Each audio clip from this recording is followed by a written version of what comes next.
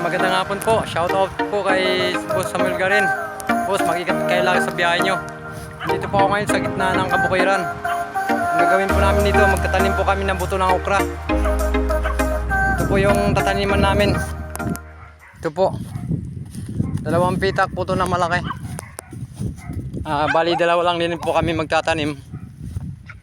Yan. Hanggang doon po. Bali mag-umpisa na po kami. Ang pag-umpisahan po namin ay magtutulos po kami ng ito. Tutulos namin dito. Katapos po, ayan, gagamitan namin ng lubid. Lalagay namin ang lubid dito sa tulos. Ito po yung tinatawag na guide. Ito po yung susundan namin bago namin itanim ang buto ng okra.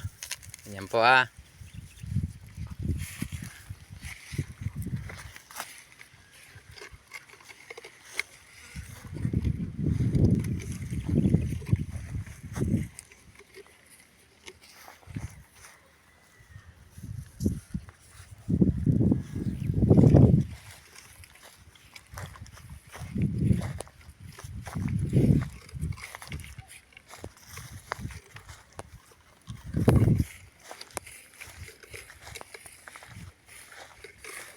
Dali mo yung panungkat isa sa kanya ng puno.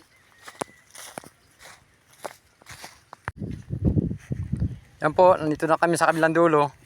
Tutulusan po ulit. Para itong tali na tunasol, itatali po dyan. Tapos po, gagamit po kami ng panukat. Ito po yung panukat. Ito, yan. Yang ano na yan, kahoy na yan. Susukat po yan dito. Yan, ganyan. Panukat po yan. Mag-umpisa na po kami sa aking gagawin po. Ito po yung hawak ko. Ito po yung tinatawag na kakawati. Ito po yung ginagamit namin sa pambutas ng lupa bago magtanim ng buto ng okra. Ito, matulis po siya. Yan, ito po yung pangbaon namin. Panghukay. Ito po, ganito.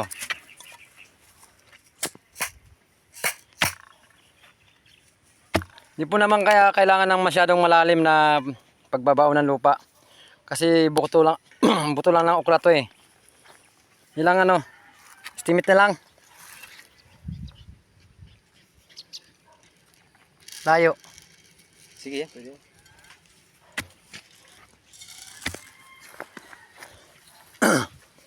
Kailangan po yung distansya ng pagtatanim ng buto ng okra. Kailangan mo lang estimatein din. Hindi ganong malayo. Saktuhan lang. Ang gawin po namin yan hanggang doon. Hindi ko ganong ma-detalye sa inyo to . Ito naman po yung ginagawa ng pagtatanim ng buto ng okra. Yan. Ganyan po. Yan. Pagtatanim po . Ang bawat isang butas po. Ang bawat isang butas. 3, 2 po. Pag namatay yung isa, meron pang isa. 2. Pag namatay yung isa, may isa pa. Katapos po, ginaganon lang to. Pag may tanim na, gaganon lang. Gaganon lang siya. Yan. Ganyan po. Nakaisang na po kami. Yan, lilipat naman po kami sa kabila. Yan. Ito po yung ginamit naming buto. Yan. Yan. Ramgo. Seeds. Yan. Ito po yung laman niya. Ito po yung buto ng okra. Maliit lang po. Yan po. Yan. Pangatlo na po namin yan. Kasi kaya sinusukat po namin yan. Kailangan talaga sukatin yan kasi may distansya yan. Para di maluwag yung okra sa paglaki niya. Di sa hirap. Yan. Yan ang mga panukat. Mga pa to? Mga 1, 2, 3, mga 4 pa na salin para matapos na yung kabuuan nito. Makaabutin kami ng gabi nito. Ubusan po kami ng ng buto. Ang kapulo nito, naubusan kami. Nanguha pa yung kasama ko ng reserbang buto. Binibili po to sa Balanga. Ayan po, okra. Yan, dito na po kami. Siguro mga pa to. Sa Dalawa. Mga tatlo na lang na lipat. Tapos na kami. Nilipat na naman kami sa kabila. Kalabasa naman. Tapos na po kami. Yan. Tapos na po kami hanggang doon. Yan. Po, pangalawang buti na namin to. Naka isa't kalahati kami na buto ng okra. Yan. Ito. Isa malaki to eh.